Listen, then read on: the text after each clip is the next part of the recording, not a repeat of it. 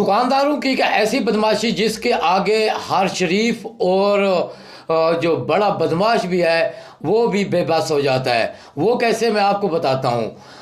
जब एक ग्राहक दुकानदार के पास जाता है और उसके साथ एक बच्चा होता है तो वो जो ना बच्चा ज़िद करता है कि मतलब है कि बच्चे को चीज़ पसंद आ जाती है, वो कहता है कि मुझे ये चीज़ लेकर दें। अब उस बच्चे के साथ उसका वालिद भी हो सकता है, उसका भाई भी हो सकता है, उसका दादा नाना अबू भी हो सकते हैं, या उसके साथ उसकी माँ भी हो सकती है। तो जब वो बच्चे को वो चीज़ पसंद आ जाती है तो दुकानदार वो 10 वाली चीज़ 20 की और 20 वाली चीज़ 50 की, 50 वाली 70 की और 70 वाली चीज़ 100 की कर देता है और 100 वाली चीज़ 150 की कर देता है, क्योंकि उसको पता है कि अब वो उसके साथ उसका वालिद है या भाई है, वो लाजमी अपने बच्चे की ज़िद के आगे घुटने टेकेगा और उसको चीज़ लेकर दे देगा।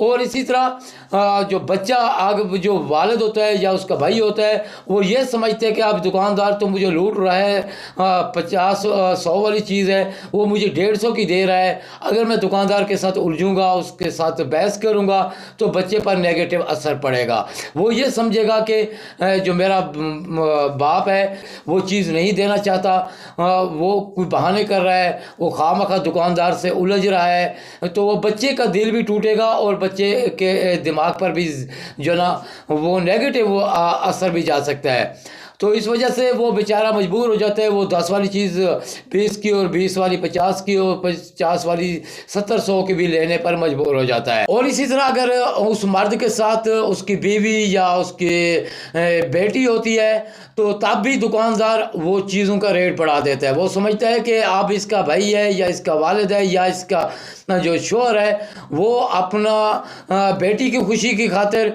वो लाजमी है कि जो चीज़ उसकी बेटी ने पसंद की है उसको लेकर देनी पड़ेगी, वरना उसकी बेटी उस पर नाराज़ हो जाएगी।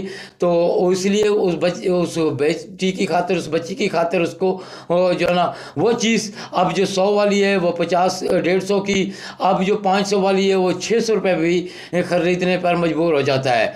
तो जैसे अगर शोहर है उस बीवी के साथ है तब भी ये दुकानदारों को पता होता है, वो कस्टमर की राग राग से वाकिफ़ होती हैं, वो किस तरह वो पहले दुकानदारों का वो जो कस्टमर है उसका मैन पढ़ लेते हैं।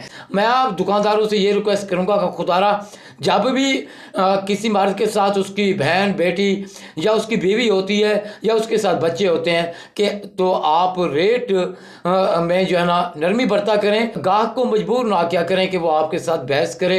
बाकी जब अब अकेला मर्द है तो आप जिस तरह दिल करे उसको लूट लें, कोई गिला शिकवा नहीं है आपसे।